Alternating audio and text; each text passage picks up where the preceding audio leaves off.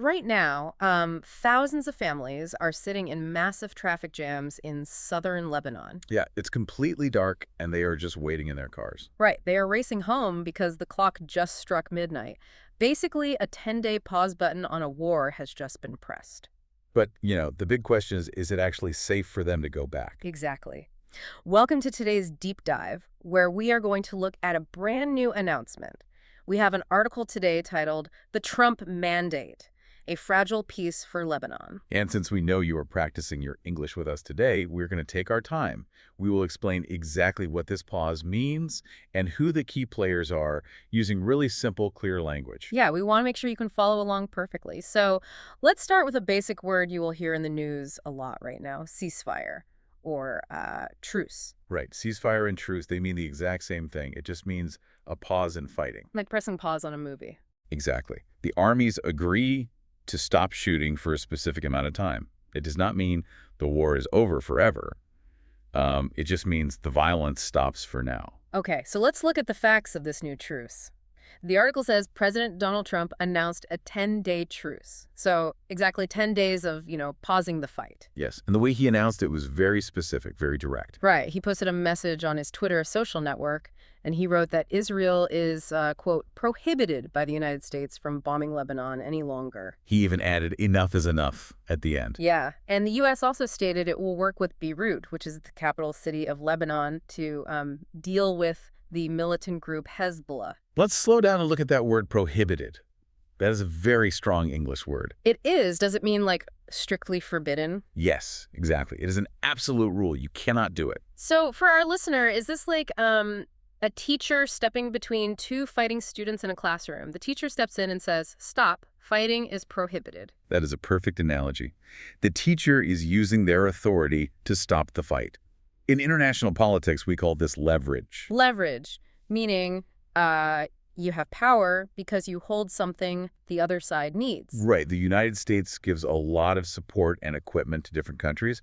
So when the U.S. says bombing is prohibited, it is a serious warning from the teacher. Okay, I see. They are using their power to enforce this 10-day pause button. But I want to move from the political offices in Washington to the actual streets in Lebanon. Yeah, the situation on the ground. Right.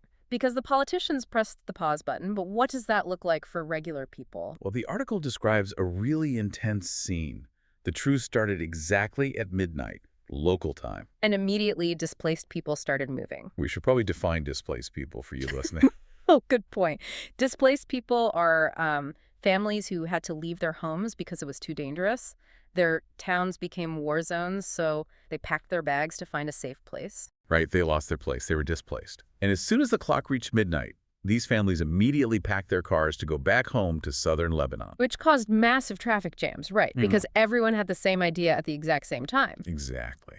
The article notes people were waiting for hours at the only bridge crossing the Litani River. They just really want to return to their normal lives. But wait, I need to push back on this a little bit because this sounds very confusing for those families. How so? Well, the U.S. said bombing is prohibited. The truce is official. But our source article says that right before midnight, Israel's military struck over 380 Hezbollah targets. Yes, 380 strikes. They dropped bombs 380 times just before the clock ran out. And the military says it remains on high alert. So if the ceasefire is official, why is all this still happening? This is a great question. And it explains why the article title calls this a fragile peace. Fragile, meaning easily broken, like a thin glass cup. Yes, exactly like a glass cup. It looks nice, but if you bump it, it breaks into 100 pieces. The politicians signed a paper, but the reality on the ground is still very dangerous. Which explains the warning from the Lebanese army. Right. The Lebanese army actually told people not to return to their homes yet. Yeah, the article says the army cited several Israeli acts of aggression. An act of aggression means an attack. And they cited violations of the truce. A violation is when you break the rules. Right. So imagine being a displaced family in that traffic jam.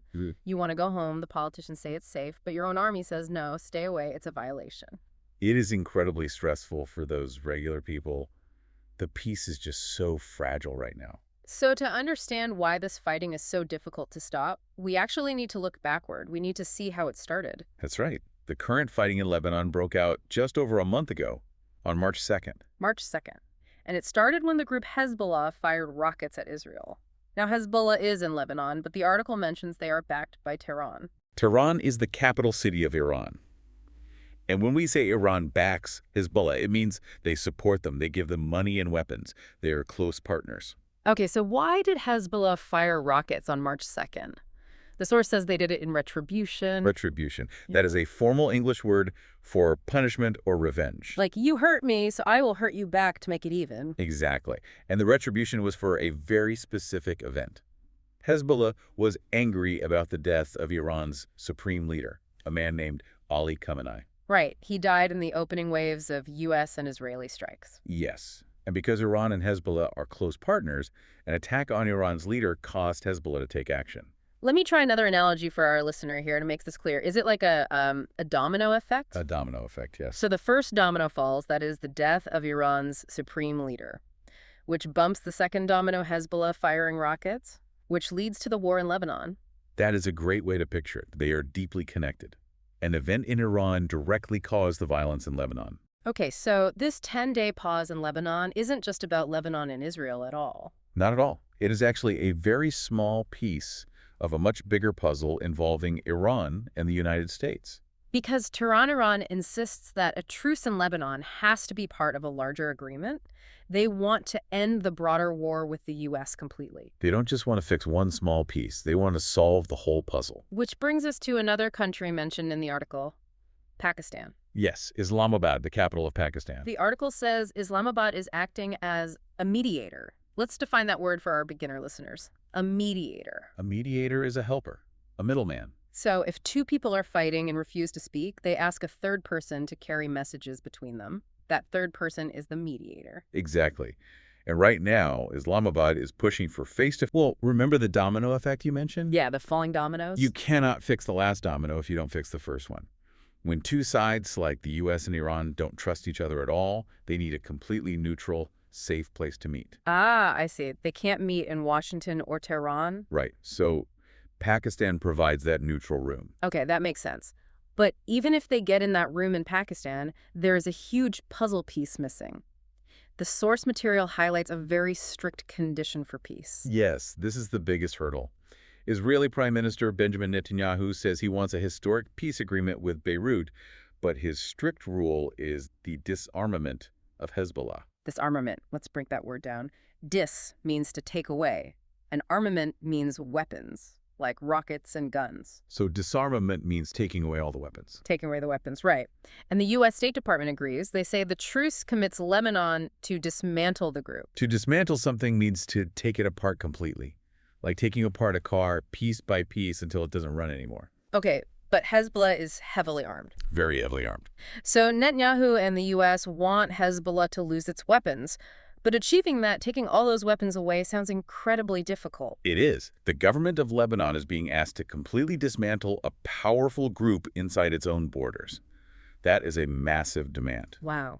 Okay, let's quickly summarize the main points for you, our listeners, so we can see the whole picture clearly. Good idea. So first, we have a 10-day pause, a truce in fighting in Lebanon, driven by the United States. Second, we have heavy traffic on the ground as displaced families try to go home safely, despite warnings from the army. Right. And third, we have a massive diplomatic effort in Pakistan acting as a mediator to try and solve the bigger puzzle with Iran and Hezbollah.